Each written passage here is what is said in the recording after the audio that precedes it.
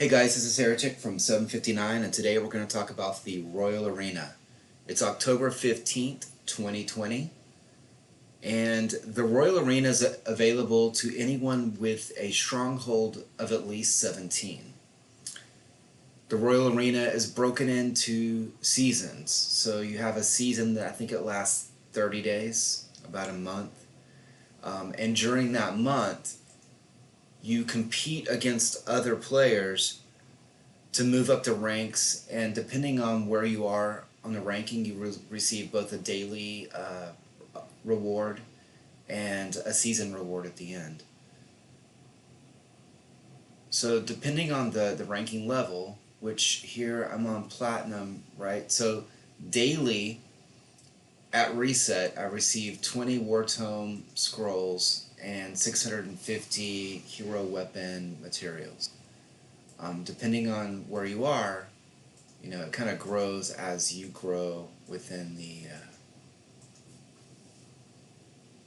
actual event. And at the very end, you can receive an accolade that lasts for a little bit. You can receive a lot more war scrolls and a lot more materials for hero weapons. In addition to that, every hour, depending on where you're ranked, every hour you get some resources, are generated automatically, and these resources can be won, and they can be lost to a point. So as you accumulate resources, see here I haven't claimed. As I lose defensive attacks, as other people attack me, they can take some of these resources I haven't already claimed. You're not going to lose anything that you have in your inventory or anything that you even have open. It's only what you have here within the arena that's open and hasn't been claimed yet. So I'm going to go ahead and claim this. Right? And so now I'm back to 0. So if anybody beats me right now, they won't get anything at all from me. They won't be able to take anything from me.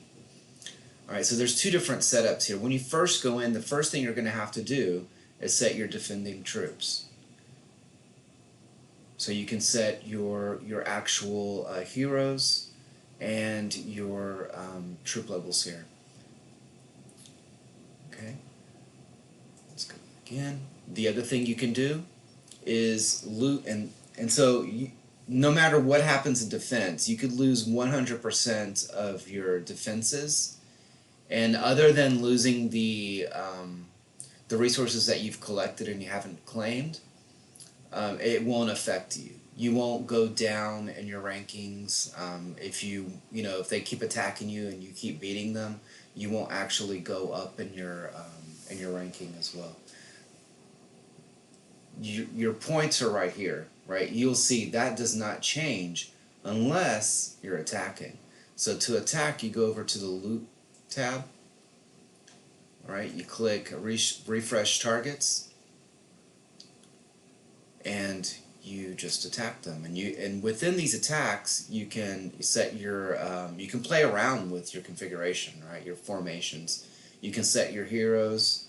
You can go crit march. You can test that against a mixed march. This is where you try different things. This is the best place for you to actually learn your formations and prepare for PvP. It's much better than Netherfall, because in Netherfall you're boosted differently. So what you see in Netherfall isn't really going to help you a lot in your regular PvP. But this is a place you cannot lose troops here. You can't take away other people's troops, and you can't lose troops. So here you can see your march capacity and your troop power. Make sure you fill that in. So we'll just put some more troops in here. And then you can march on them. Once it starts, it's kind of like the trial. You can just click out of it. You win or you lose. You can check all the stats. Really good. There's no timing. You don't have to worry about someone else hitting you while you're reviewing the battle stats, the battle report. You can just go right in and look at it. you can find your strengths and your weaknesses here, and you can adjust your troops. And we'll go through and see if we can lose. Alright. You can just go straight on through real quick. You get, here. So what I'm playing against is mostly going to be people in my same ranking level. So I'm in Platinum 2, so I'm fighting against people in Platinum 2. If there's not enough people in your level that are somewhat close to you, I mean, look, a 45 is going to destroy me, right? Technically, there's no way I'm going to win that, I don't think. But if there's not enough people in the Platinum 2, I would actually fight people in Platinum 1. Okay, loot. Go. So you get 6 daily refreshes.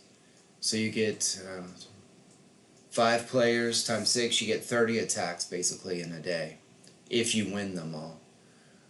Now, what happens if, you have 5 here and you lose 1? Right, so I lost pretty bad. I mean, that's kind of expected because I'm going against tier 13.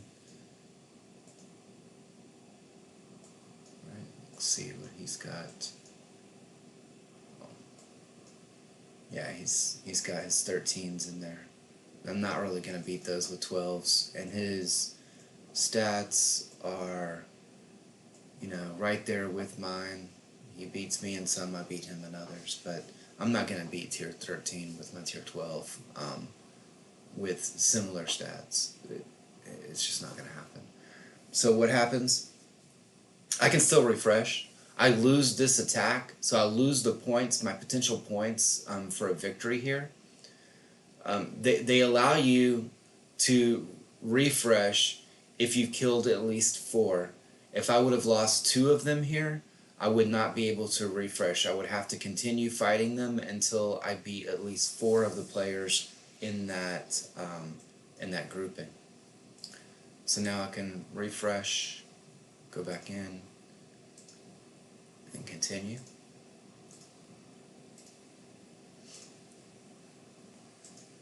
This is a great place to see kind of where you rank amongst the other, other players around your level as well. You'll see I'm not really in the beginning.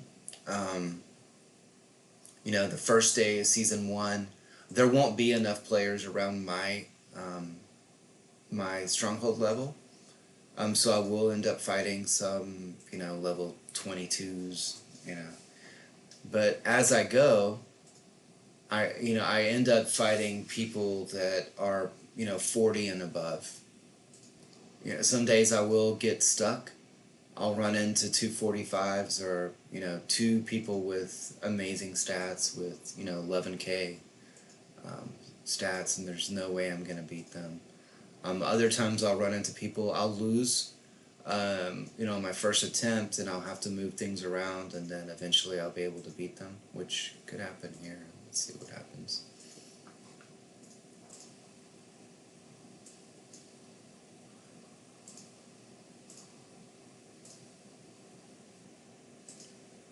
Another thing to keep in mind is that you can recover those resources that you lost previously on your defense, that they took from the amount that you were accumulating per hour that you hadn't claimed. You can go into your battle log and go into the defense defeat, and you can scroll down. You can find someone, let's say this guy right here, and you can set your troops. Let me go with one of my marches here. And I've won, so I won back the resources that they actually took from me. So that's something to keep in mind. The other thing that's really important that you'll run up against pretty quickly is you see this guy right here. He has 451,000 troops and I have 387. So, how do they come up with the 387? Well, the 387 is actually my base amount of troops. So it's not anything that I would get in a city buff. Like if I come in here and I use a city buff here, 25%, that should raise me up over 400k. But if I go in here and I look, my battle log, when I go into attack, I still have 387. It didn't affect it at all. Same thing goes for relics. The things that will affect it are your heroes. So the hero level and the hero type. So if you're using Sir Gawain, it would actually raise up your march capacity. Also, a big part of that is from what you get from research. So your march capacity increases in Combat 1, Combat 2, War Fury. Your march capacity there affects it by quite a bit. And your King's Legion in here as well. This all will affect the march capacity that you actually have within the arena. In addition, you get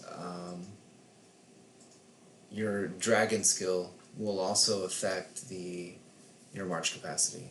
So here, if I were to evolve this up to 6-star, that would directly correlate into more troops for my marches in arena. Alright, so that's all I've got for Arena Basics. Click subscribe if you like videos like this, and I look forward to hearing from you in comments.